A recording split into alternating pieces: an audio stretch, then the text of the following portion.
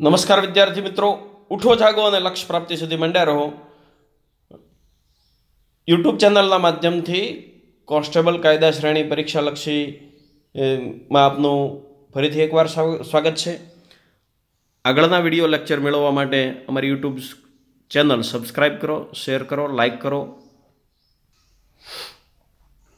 આ video lecture મિત્રો constable ઉપરાંત પીએસઆઈ, એએસઆઈ અને ખાતાકી પીએસઆઈની તાજેતરમાં જે પરીક્ષા યોજાનાર છે તેમાં પણ ખૂબ જ અગત્યના છે મિત્રો. એટલે આપના મિત્રો સુધી એમની લિંક પહોંચાડજો, જેનાથી છે એ જોઈ શકે.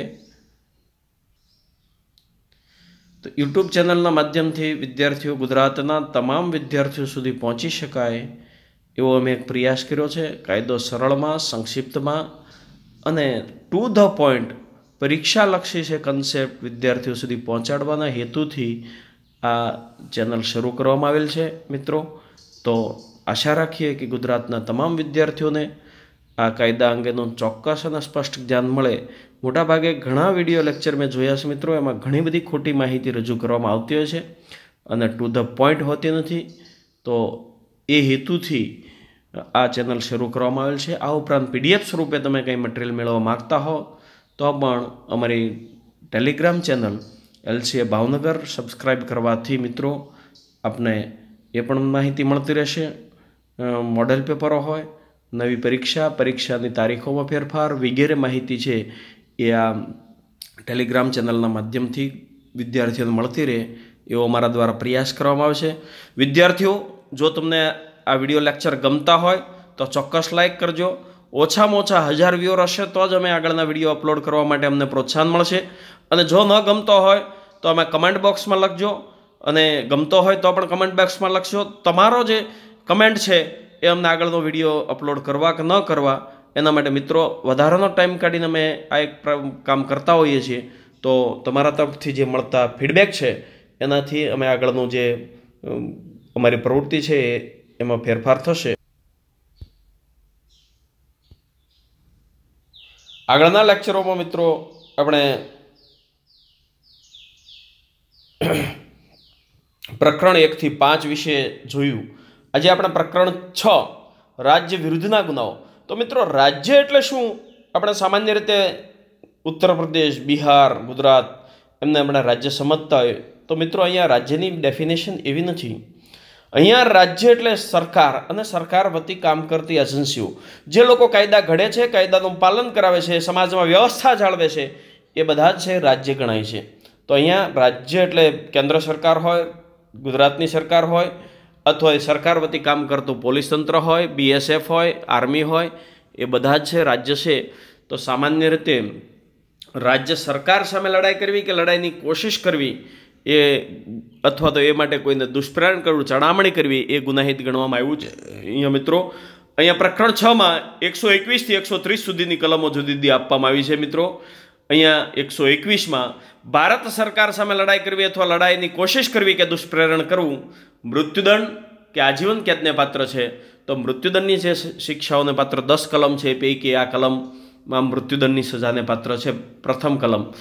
હવે આવું યુદ્ધ કાવતરું ઘડે અથવા તેના માટે બળપ્રયોગ કરે, ભારત સરકાર સામે લડાઈ કરવાના હેતુથી અથવા તો લડાઈ કરવાના કોશિશના હેતુથી કોઈ દુષ્પ્રેરણ કરે અથવા કાવતરું ઘડે તો એ પણ આજીવન અથવા 10 વર્ષની કેદને પાત્ર છે. હોટલ તાજ ઉપર જે હુમલો થયો મિત્રો, એનું કાવતરું હાફિઝ સઈદી દ્વારા પાકિસ્તાનમાંથી બેસીને ઘડવામાં આવ્યું હતું. તો એ આ કલમ મુજબ દોષિત ગણી શકાય.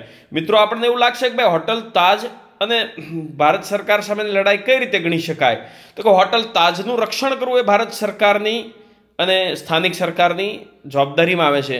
તો એ વ્યક્તિઓએ ત્યાંથી ત્રાસવાદીઓએ છે ભારત સરકારને ચેલેન્જ ફેંકી છે કે ભાઈ ભારતની અંદર પણ અમે આવા હુમલા કરી શકીએ, અને એની ભારતની સરકાર પ્રત્યે ચેલેન્જ ફેંકી છે.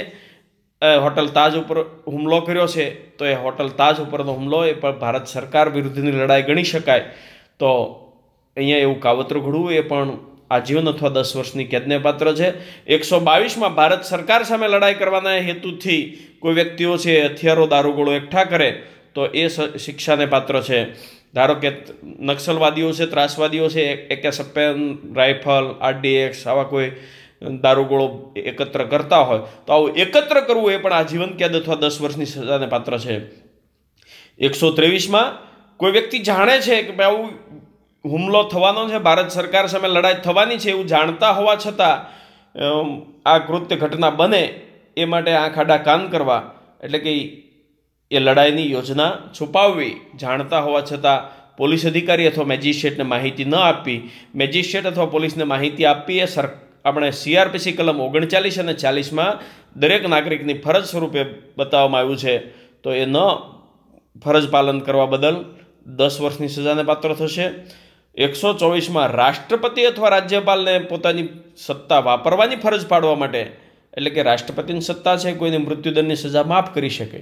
તો એવા ઈરાદાથી કોઈ એના ઉપર હુમલો કરે, કોશિશ કરે કે ગુનાહિત બળ વાપરે તો 124 મુજબ ગુનાને પાત્ર થશે. અથવા સત્તા ન વાપરવાની ફરજ પાડવા માટે પણ અવરોધ કરે કે કોશિશ કરે તો પણ 124 મુજબ એમણે ગુનો કર્યો કહેવાશે. 124 એ છે મિત્રો અગત્યની સજા કલમ છે રાજદ્રોહ. રાજદ્રોહ એટલે કે ભારતની કાયદા દ્વારા સ્થાપિત સરકાર પ્રત્યે ધિક્કાર અને તિરસ્કારની લાગણી ફેલાવી, એવા શબ્દો ઉચ્ચારવા કે એના પ્રત્યે અનાદર ફેલાવવો કે કોશિશ કરવી. મિત્રો, આપણે જે સરકારની રચના થાય છે ચૂંટણી દ્વારા થાય છે, અને ચૂંટણી અંગેનો કાયદો છે, એટલે કે કાયદા દ્વારા સ્થાપિત સરકાર પ્રત્યે તિરસ્કાર અને ધિક્કારની લાગણી ફેલાવી. સરકાર દ્વારા કોઈ કૌભાંડો થાય અને જાહેર કરવામાં આવે તો એ આ કલમ મુજબ ગુનાને પાત્ર નથી આપણી પાસે પુરાવા હોય ત્યારે. પરંતુ કોઈ પણ પુરાવા ન હોય અને સરકાર વિરુદ્ધ એવી કોઈ અફવાઓ ફેલાવવી જેનાથી સરકારને, સરકારી તંત્રને નુકસાન થાય, કાયદો અને વ્યવસ્થાને નુકસાન થાય. અહીંયા આપણે જવાહરલાલ નહેરુ યુનિવર્સિટી દિલ્હીમાં કનૈયા સામે આવો ગુનો દાખલ થયો હતો. એમણે સૂત્રોચ્ચાર કર્યા હતા કે ભારત તેરે ટુકડે હોંગે હજાર और ये जंग जारी रहेगी भारत की बर्बादी तक. તો મિત્રો, ભારતની બરબાદી કરવી એમનો અધિકાર નથી, ભારતના ટુકડા કરવા એનો અધિકાર નથી. સરકારને બદલાવી એનો અધિકાર છે, પણ ચૂંટણી સમયે બદલાવી શકે મત દ્વારા. તો એવું કોઈ ભાષણો કરવા હાર્દિક પટેલ દ્વારા છે એ પણ ભાષણો કરવામાં આવેલા કે ભાઈ 5-7 પોલીસની ભલે હત્યા થઈ જાય, આપણે આંદોલન, અનામત આંદોલનને વેગવંતુ બનાવો, તો 5-7 પોલીસ કર્મચારીઓને હત્યા કરવી એનો અધિકાર નથી. તો આવા કોઈ ભાષણો કરવા, ધિક્કાર ફેલાવવો, ભારત સરકાર પ્રત્યે તિરસ્કારની લાગણી ફેલાવવી તો એ રાજદ્રોહનો ગુનો ગણાશે. આ અગત્યની કલમ છે.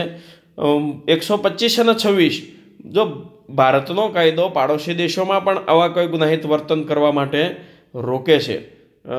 સામાન્ય રીતે અમુક દેશમાં આવા કાયદા નથી હોતા. ધારો કે સોમાલિયા છે, ત્યાં આજુબાજુના પાડોશી દેશમાં કોઈ લૂંટફાટ કરે તો સજા કે ગુનાને પાત્ર નથી. પરંતુ ભારતનો કાયદો ભારત ઉપરાંત અન્ય દેશોમાં પણ ગુના કરતા અટકાવે છે.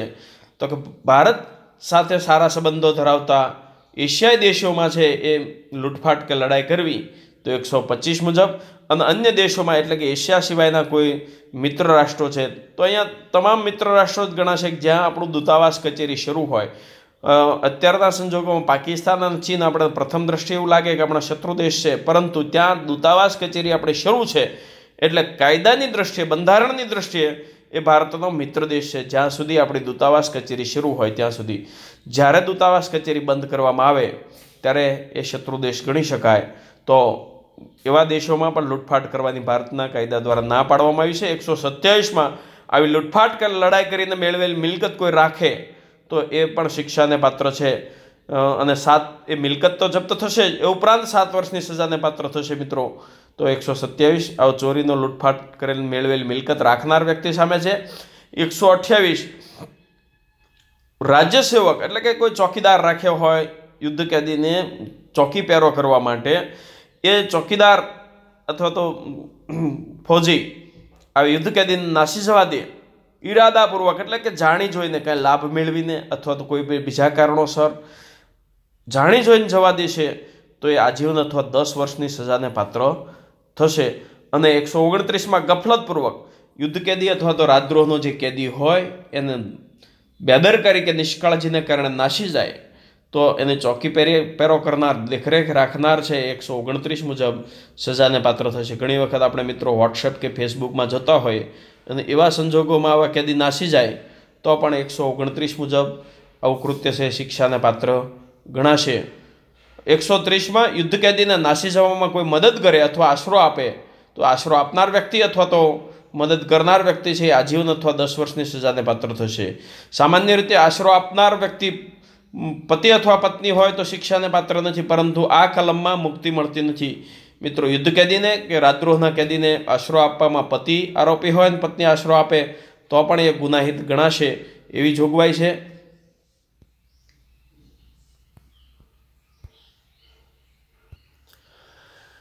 તો અહીંયા મિત્રો આપણે સરળ અને સંક્ષિપ્ત રીતે કાયદો સમજાવવા માટે પ્રયાસ કરવામાં આવે છે અને આ પ્રયાસ આપને પરીક્ષામાં ખૂબ જ ઉપયોગી થશે એવું અમારું માનવું છે, કારણ કે કાયદો પરીક્ષામાં ખૂબ જ નિર્ણાયક ભૂમિકા ભજવતો હોય છે. અમારી એકેડેમી દ્વારા કાયદાનું એક સરળ સંક્ષિપ્ત પુસ્તક સૌથી ઓછા પેજનું અને ગુજરાતનું એકમાત્ર પરીક્ષાલક્ષી પુસ્તક છે તૈયાર કરવામાં આવ્યું છે. એમાં વનલાઇનર પ્રશ્નો ઉપરાંત વનલાઇનર માહિતી અને MCQ પ્રશ્નો, આ ઉપરાંત ગુજરાતની પોલીસ, PSI અને કોન્સ્ટેબલની તમામ પરીક્ષાઓ, ખાતાકીય પરીક્ષા સહિત પૂછાયેલા પ્રશ્નોનું એનાલિસિસ કરનારું આ એક જ માત્ર પુસ્તક છે.